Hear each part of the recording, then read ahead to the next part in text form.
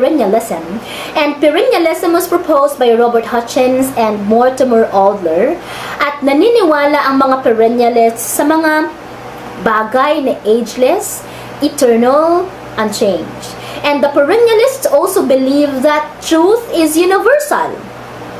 And the truth does not depend on circumstances of time, place, and person. Ang tawag nila dito ay transcendent truths and transcendent values. Ito yung kung ano ang totoo dito sa Pilipinas, yun din ang totoo sa ibang panig ng mundo. Kung ano ang totoo ngayong kasalukuyan, yun din yung totoo noong mga nakaraang mga panahon. Transcendent truths and transcendent values. And the perennialists would believe sa mga to, that there are values which are unchanging, that there are values which are eternal. Okay? So, naniniwala ang mga perennialists that we are all rational animals, and that because we are all rational animals, then schools should therefore develop, aside from the students' rationality, then the school should also develop the moral powers of each of the students that you have. Because according to Aristotle, if we neglect the students' reasoning skill, we deprive them the ability to use their higher faculties to control their passions and control their appetites. At tama, I really agree kay Aristotle. At kaya nga ang ulo natin ay nasa dito sa top of everything. Because our head, our rationality, our brain should control the heart or the feelings, the desires, and should control our appetite. So, according kay Aristotle at ang mga perennialists then, if we fail to develop our reasoning faculty, okay, or ang tawag nila dito is mental faculty, if we fail to develop our mental faculty, then we also fail to control the lower faculties that we have. So, if someone has a strong will, if someone has a strong rationality, then it would be a lot easier for this person to control the emotion and at the same time to control the desire. Okay?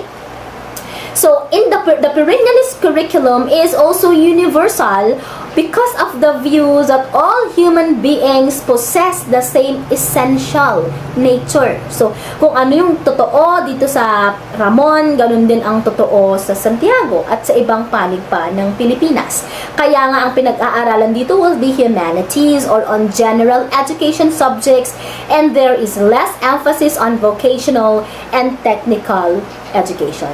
So, what the perennialist teachers teach are all lifted from the great books. Kasi naniniwala sila na maraming matututunan sa mga great books.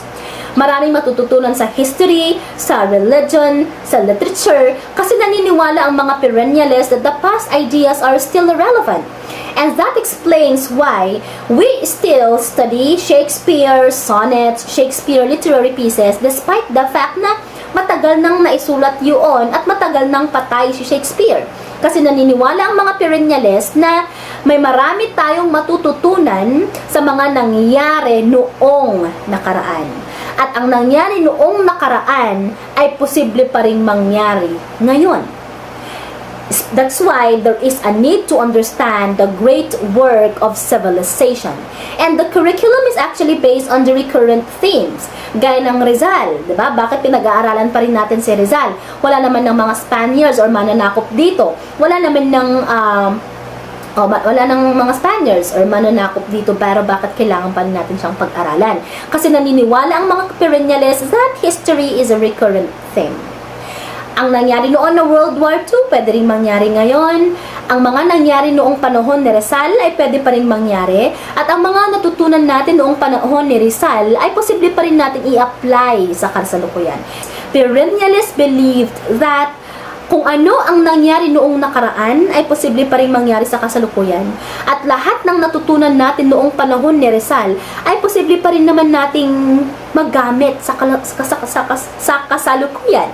Ito ay ang examples ng undying truth and undying value. That is why in a perennialist classroom, since it is centered on teachers, teacher-centered din siya, then teachers do not allow students' interests or experience to substantially dictate what they teach.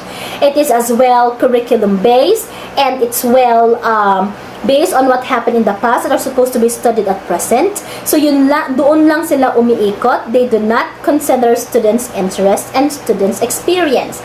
That is why they apply whatever creative techniques and tried true methods to discipline students' mind. So there is a need to discipline, to control students' minds so that they may be able to become better learners. That is why in the perennialist classroom, mahilig tayong gumawa ng tinatawag nating Socratic dialogues or Socratic method, question and answer activities, intellectual debates for that matter, or intellectual debates, dialogues that developed inquiry and develop understanding of the history's most timeless concept. So, napakahalaga ang history, ang religion, ang literature para sa mga perennialists because they believe that you could find wisdom from the past. The wisdom of the past